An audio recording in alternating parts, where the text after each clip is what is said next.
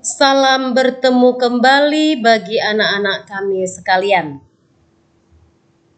Saat ini kita akan melanjutkan pembelajaran ekonomi bisnis dalam materi pembelajaran masalah pokok ekonomi dan alternatif pemecahannya.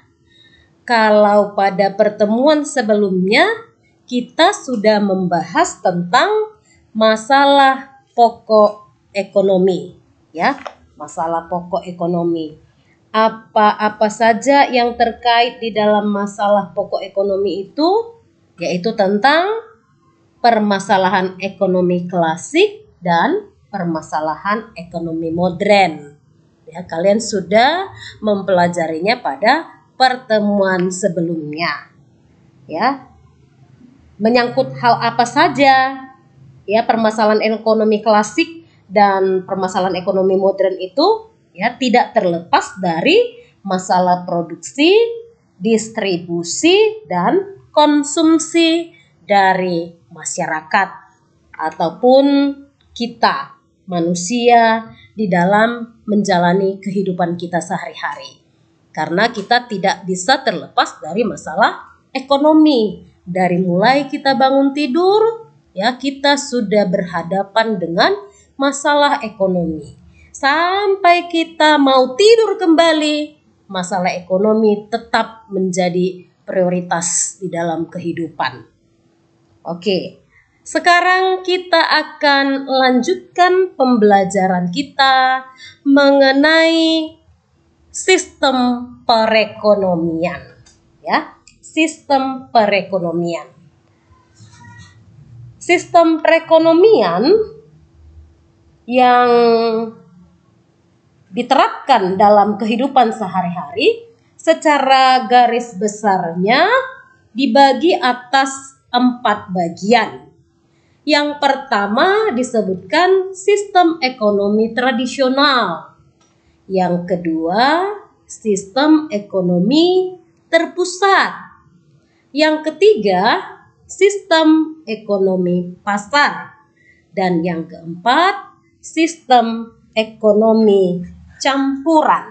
Jadi ada 4 sistem ekonomi ataupun sistem perekonomian yang diterapkan oleh negara-negara dalam menjalankan kegiatan ekonominya. Sekarang kita masuk kepada yang pertama, sistem ekonomi tradisional, ya. Ibu rasa sekarang kalian sudah lebih paham, ya. Kamu sudah baca bukumu, dan ibu harapkan saat ini kalian sedang membuka buku paketnya, ya. Nah, materi kita ini ada pada halaman 54. Ya, 54 pada buku paketmu. Yang pertama tadi Ibu sebutkan tentang sistem ekonomi tradisional, ya. Sistem ekonomi yang berlaku pada masyarakat tradisional itu disebut sistem ekonomi tradisional. Dasar yang menjadi landasan pelaksanaan sistem ekonomi tradisional adalah adat istiadat yang telah dilaksanakan secara turun-menurun, ya.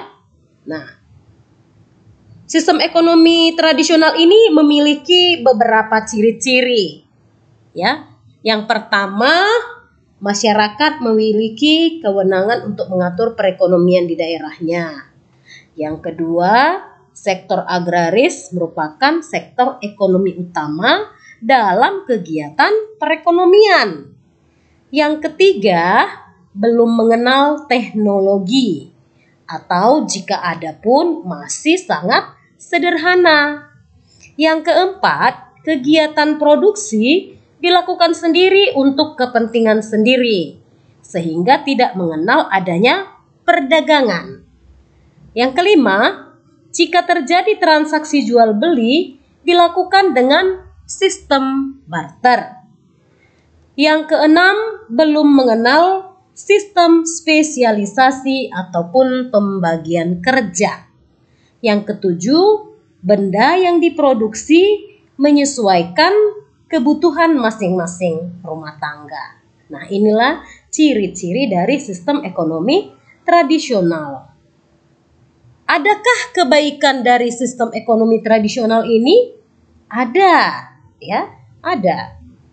Nah, kecil kemungkinan terjadinya persaingan, ya. Kalau di dalam ekonomi tradisional, persaingan itu boleh dikatakan sangat minim. Kemudian, aktivitas ekonomi dilakukan untuk tujuan mencukupi kebutuhan sehari-hari ataupun kebutuhan sendiri. Ya, di sana mereka tidak mengenal untuk mencari laba. Keburukannya juga tentu ada. Apa keburukannya? Ya, yang pertama, tidak ada usaha untuk meningkatkan kesejahteraan hidup. Ya, tidak ada usaha untuk menciptakan kesejahteraan hidup. Artinya kegiatan ekonomi cenderung statis. Kemudian yang kedua, masyarakat cenderung menutup diri dari pengaruh dari luar. Kemudian yang ketiga, belum mengenal adanya efektivitas dan efisiensi dalam kegiatan ekonomi. Inilah mengenai ekonomi tradisional. Ya. Kemudian yang kedua, kita bahas tentang sistem ekonomi terpusat. Sistem ekonomi terpusat adalah suatu sistem ekonomi di mana pemerintah bertindak sangat aktif dalam perekonomian. Pemerintah mengatur segala aktivitas ekonomi dari mulai tingkat pusat sampai daerah. Anggota masyarakat tidak memiliki hak untuk mengembangkan inisiatif dalam perekonomian. Ya, pengelolaan segala macam sumber daya yang dimiliki negara dilakukan oleh pemerintah. Semuanya terpusat kepada pemerintah. Nah, itulah mengenai sistem perekonomian terpusat. Apa kebaikan dan apa keburukannya? Ya, ada beberapa kebaikannya dan ada juga keburukannya. Kamu bisa baca pada buku paketmu. Sekarang kita membahas tentang sistem ekonomi pasar, ya.